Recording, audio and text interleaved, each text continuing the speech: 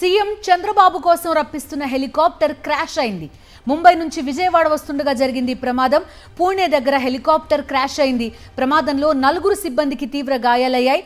Maintenance లో ఉన్న helicopter ని ఏపీ అధికారులు రప్పించారు. ఏవియేషన్ కోఆర్డినేటింగ్ ఆఫీసర్ నరసింహరావు ఒత్తిడితో హెలికాప్టర్ బయలుదేరినట్టుగా తెలుస్తోంది.